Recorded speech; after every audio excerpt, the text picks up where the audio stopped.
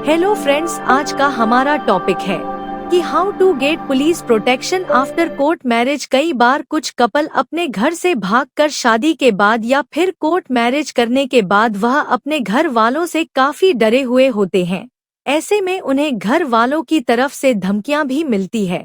यहाँ तक कि कई ऐसे भी मामले आते हैं जिसमें कि ऐसे कपल की किडनैपिंग की या फिर हत्या कर दी जाती है। तो ऐसी ही कंडीशन से बचने के लिए ऐसे कपल्स को क्या करना चाहिए, किस तरह से लीगल प्रोसेस को अपनाकर वह पुलिस प्रोटेक्शन को प्राप्त कर सकते हैं, तो आइए जानते हैं। आखिर तक बने रहिए इस वीडियो के साथ। हमारे भारतीय समाचार कितना भी पढ़ा लिखा या मॉडर्न क्यों न बन जाए, पर मानसिकता आज भी ऐसी ही है जिसमें कि माँ बाप यह सोचते हैं कि बच्चों की जिंदगी पर उनका पूरा अधिकार है।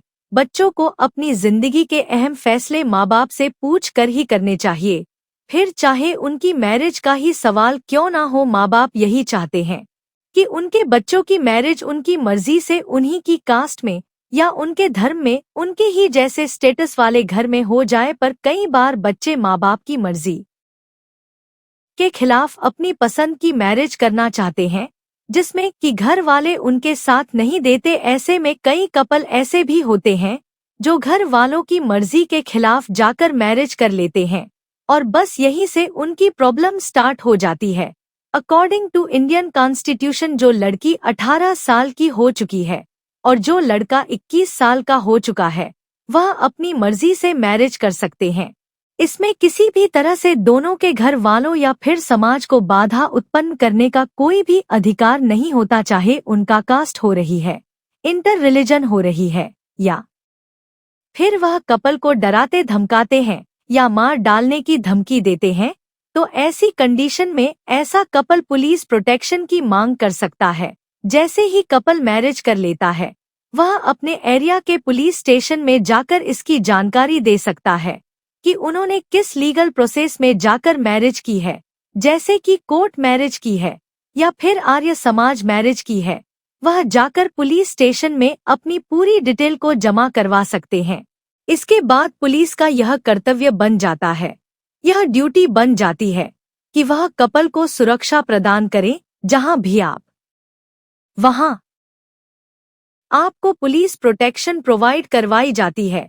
पर मैं कैसे, अगर पुलिस ऐसा नहीं कर पाती या फिर ऐसा करने से मना कर देती है और कपल को ऐसा लगता है कि उनकी जान को अभी भी खतरा बना हुआ है, तो ऐसी कंडीशन में वह कोर्ट का सहारा ले सकते हैं और कोर्ट से प्रोटेक्शन के डिमांड कर सकते हैं।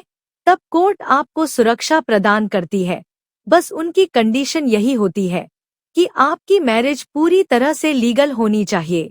मैरिज के लिए रिक्वायर्ड सभी क्राइटेरिया को आपने पूरी तरह से सच्चाई से फॉलो किया हो। आप साथ में यह जान लेते हैं कि कोर्ट के अकॉर्डिंग लीगल मैरिज क्या है। लीगल मैरिज वही होती है जो कि आर्य समाज में हुई हो और वह आर्य समाज मंदिर रजिस्टर होना चाहिए और शादी करने के लिए एक रजिस्टर को भी मेंटेन करता हूँ, या फिर कोर्ट मैरिज जो कि रजिस्ट्रार के ऑफिस में होती है और वहां से आपको सर्टिफिकेट इश्यू होता है। अगर आप दिल्ली में कोर्ट मैरिज करते हैं तो यहाँ पर सारा प्रोसीजर ऑनलाइन है और आपको अपॉइंटमेंट लेनी होती है। अगर एनसीआर में करते हैं तो वहाँ आप मैन्युअल अप्लाई कर सकते हैं।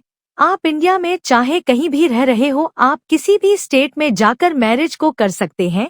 जैसे कि आप अगर दिल्ली में रहते हैं तो आप गुजरात या फिर मुंबई या फिर किसी और सिटी में जाकर मैरिज कर सकते हैं और वह मैरिज पूरी तरह से लीगल होगी। और एक सवाल जो बार बार पूछा जाता है वह मैं यहाँ क्लियर कर दूं कि आर्य समाज मंदिर में की गई मैरिज और उसके द्वारा इशू किया गया सर्टिफिकेट इंडिया में पूरी तरह से लीगल होता है।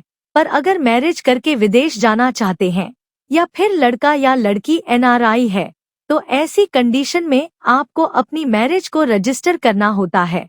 या फिर मेरी सलाह यह है कि आप कोर्ट मैरिज के लिए सीधे अप्लाई कर सकते हैं। आप दोनों में से किसी भी प्रोसीजर को अप्लाई कर सकते हैं। तो फ्रेंड्स, यह था आज का हमारा वीडियो कि आप किस तरह से मैरिज करने के बाद पुलिस प्रोटेक्शन को प्राप्त कर सकते हैं।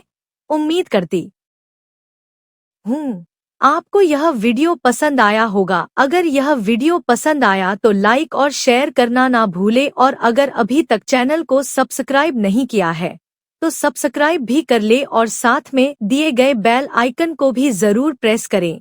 तो फ्रेंड्स, आज के लिए इतना ही, मिलते हैं अपनी नेक्स्ट वीडियो में। तब तक के लिए थैंक यू वेरी मच।